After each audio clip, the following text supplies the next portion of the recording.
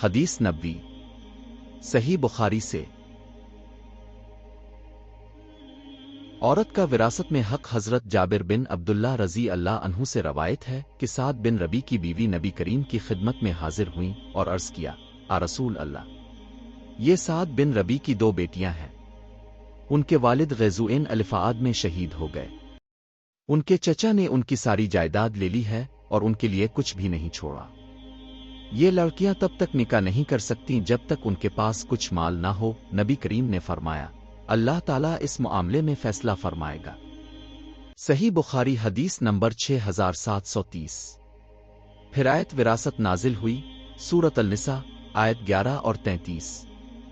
اس حدیث سے یہ بات واضح ہوتی ہے کہ بیٹی کو اپنے والد کے مال میں واضح محفوظ اور شرعی حق حاصل ہے، چاہے وہ شادی شدہ ہو یا نہ ہو۔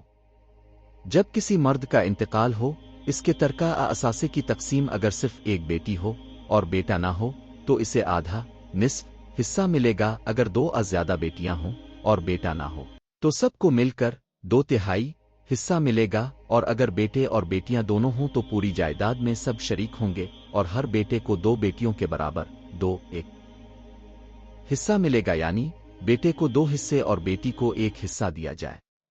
بیوی کو 1/8 8واں حصہ ملے گا اگر شوہر کے بچے ہوں، اور 1/4 حصہ اگر بچے نہ ہوں۔ ماں کو 1/6 چھٹا حصہ ملے گا اگر مرنے والے کی اولادہ بہن بھائی ہوں، ورنہ 1/3 حصہ۔ والد کو 1/6 اور اگر بیٹا نہ ہو تو باقی بچا ہوا حصہ بھی ملے گا۔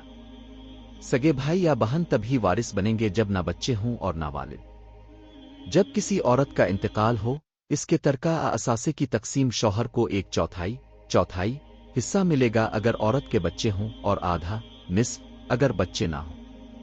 اس کے والدین اور بہن بھائی کو اوپر بیان کردہ شرعی اصولوں کے مطابق حصہ ملے گا، اولادہ والدین بہن بھائی کی موجودگی کے مطابق۔